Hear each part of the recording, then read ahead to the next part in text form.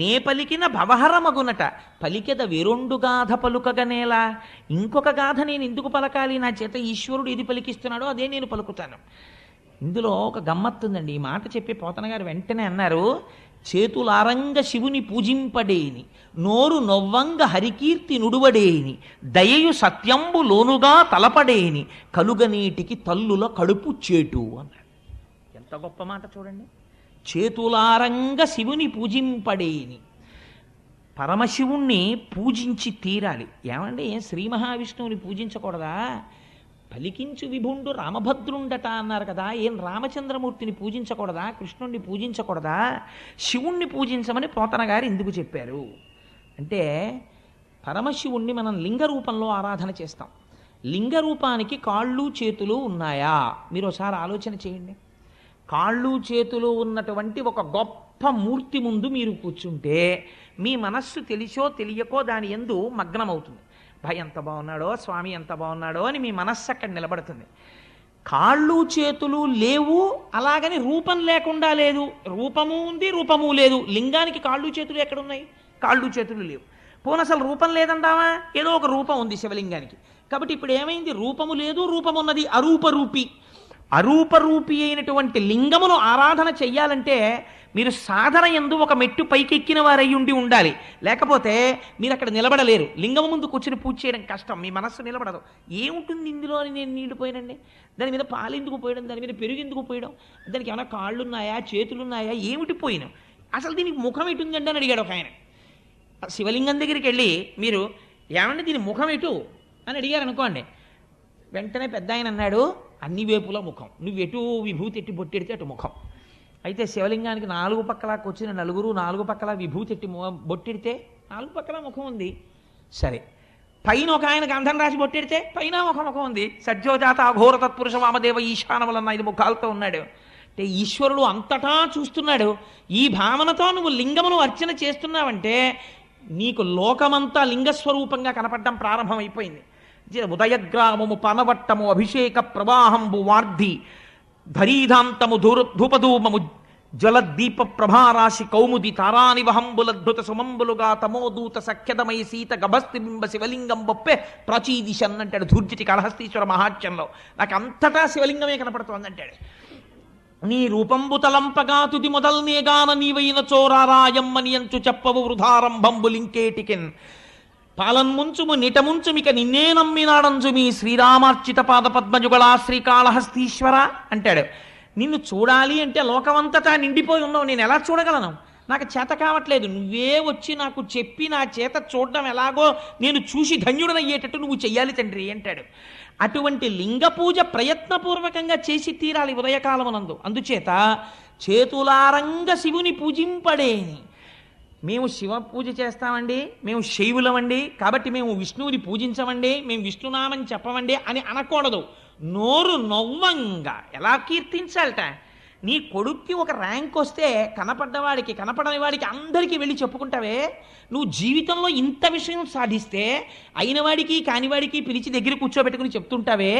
అటువంటిది నీ లోకమునంతటినీ రక్షించి ఇన్ని అవతారములెత్తి అజాయమానో బహుధా విజాయతేని రూపము తీసుకోవలసినటువంటి అవసరము లేనివాడు మన కొరకని ఒక రూపమును తీసుకుని రాక్షస సంహారము చేసి మనను రక్షించినటువంటి మహాపురుషుడైనటువంటి పరమాత్మ యొక్క గుణగణములను వర్ణించడానికి నీ నోరు నొప్పి పెట్టేటట్టుగా నువ్వు వర్ణించని నాడు నీ నోరు ఒక నోరా ఢమఢమధ్వనితోటి ఢక్కగాక. అది ఢమఢమధ్వని చేసేటటువంటి ఢక్క అంతే. అటువంటిది నోరు నొవ్వంగ హరికీర్తి నుడువడేని. శివకేశవులయందు భేదమును పాటించకుండా విష్ణువు గురించి చెప్పవలసి వచ్చినప్పుడు పొంగిపోయి చెప్పగలగాలి. ఆరాధన చేసినప్పుడు పొంగిపోతూ అభిషేకం చేసి పూజించగలగాలి. దయయు సత్యంబు లోనుగా తలపడేని. ఎంత గొప్ప మాట వేశారో చూడండి. సత్యం అంటే ఏమిటండి? మారనిది సత్యము, మారేది ధర్మము. ధర్మము క్షణక్షణం మారిపోతుంది. ఇప్పుడు నేను ఏ ధర్మంలో ఉన్నాను? ప్రవచనం చేసే ధర్మంలో ఉన్నాను. కాశ్యప్ ఆగి నేను కిందకి దిగిపోతాను, అయ్యప్ప స్వామి వారి దర్శనానికి ఎడతాను. అప్పుడు నేనే ధర్మంలో ఉంటాను? భాగవత ధర్మంలో ఉంటాను. 2 చేతులు కైమోడ్చి స్వామి ముందు నమస్కరిస్తూ నిలబడతాను. అంతేగాని అక్కడ కూడా అయ్యప్ప స్వామి వారికి నేనేదో చెప్తానని చెప్పను కదా. ధర్మం మారిపోయింది. అందుకని తండ్రి ముందు కెడితే కొడుకు ధర్మం, భార్య ముందు కెడితే భర్తృధర్మం. ఒక్కొక్కప్పుడు ఒక్కొక్క ధర్మం. ధర్మం మారుతుంది, సత్యమో మారదు. మారనిది సత్యము. మారని సత్యమును ఆధారము చేసుకుని ధర్మం మారుతుంటుంది. ఇటువంటి మారని సత్యము ఏది ఉందో అది ఈశ్వరుడు. ఆ ఈశ్వరుణ్ణి లోపల అసలు ఎప్పుడూ తలుచుకోలేదు. ఈ లోకమంతా ఎవడిలో పుట్టింది, ఎవడిలో పెరుగుతోంది, ఎవ్వడు సృజించు ప్రాణుల, ఎవ్వడు సృష్టి, ఎవ్వడు త్రుంచు పెంచు, ఎవ్వడు అనంతుండెవ్వడు విభుడెవ్వడు ఈ విధమున మనుచు బెనుచు హేళారతుడై, ఎవడు సృష్టిస్తున్నాడు, ఎవడు పెంచుతున్నాడు, ఎవడు పెద్దది చేస్తున్నాడు, ఎవడు త్రుంచేస్తున్నాడు, ఎవరు ఈ ప్రాణులన్నింటినీ కాపాడుతున్నాడు, ఎందుకు ఈ అండాండ పిండాండ బ్రహ్మాండములన్నీ తిరుగుతున్నాయి అని ఒకనాడు ఈశ్వరుడు గురించి ఆలోచిస్తే అది సత్యము. ఆ సత్యమును గురించి ఆలోచిస్తే అంతటా ఉన్నది పరమాత్మయే.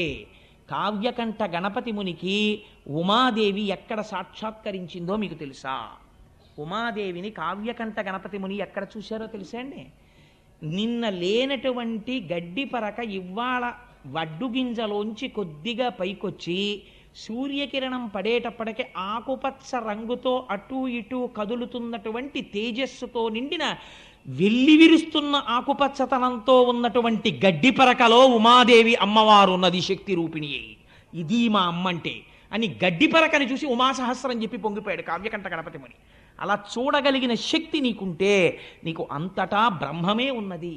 అప్పుడు నువ్వు దేని పట్ల ద్వేషిస్తావు, దేన్ని కోపగించుకుంటావు, దేని మీద నువ్వు అసహ్యాన్ని పెంచుకుంటావు? ఒక ధర్మాన్ని నిర్వర్తించడానికి నువ్వు శాసనం చేస్తావంతే.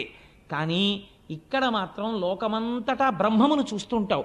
అలా చూడడం దయ కలిగి ఉండడం ప్రాణుల యందు.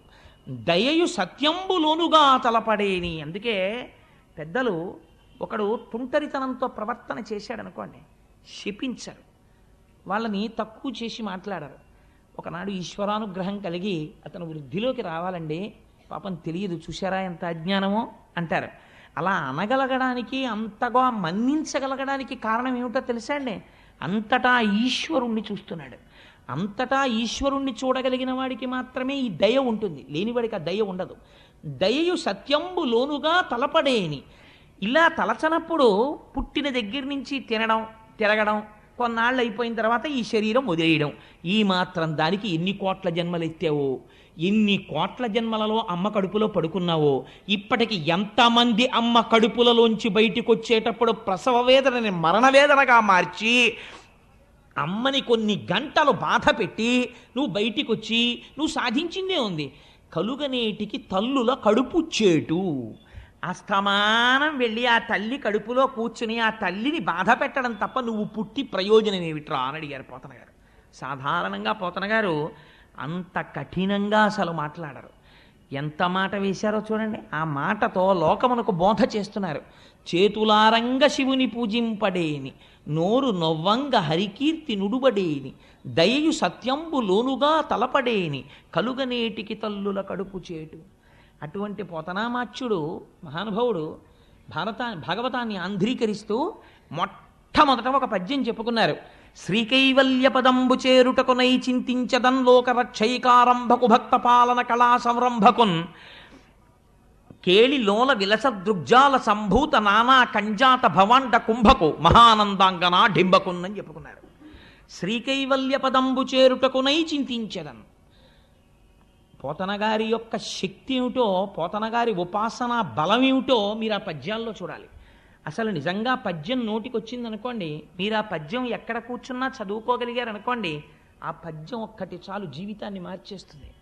శ్రీకైవల్య పదంబు చేరుటకునై. ఎందుకు చెప్తున్నాను ఈ భాగవతం? భాగవతం చెప్పడం అంటే పోతన గారు ఎందుకు ఆంధ్రీకరిస్తున్నారు?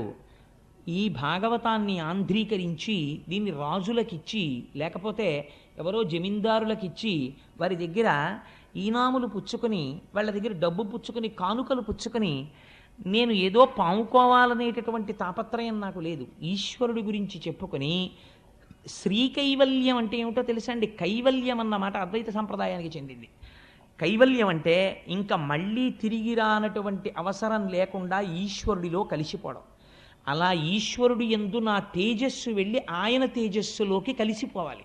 అలా కలిసిపోవడం కోసం శ్రీకైవల్య పదంబు చేరుటకునై చింతించదన్. ఇదో అందమైన మాట. భాగవతం ఆంధ్రీకరిస్తున్నారా, చింతిస్తున్నారా? ఆయన చింతించదన్. చింతించదన్ అంటే ఏమిటండి? చింతించదన్ అంటే చిత్తము, మనస్సు దాన్నే ఆలోచన చేయుట. ఏకాగ్రమై మనస్సు ఒక వస్తువు గురించి ఆలోచన చేస్తోంది. ఏ వస్తువు గురించి ఆలోచిస్తోంది అంటే ఇప్పుడు ఆయన ధ్యానమగ్నులై ఉన్నారు, ధ్యానము చేస్తున్నారు. రామచంద్రమూర్తి రచింపచేస్తున్నాడు.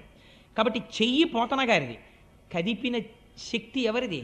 రామచంద్రమూర్తిది.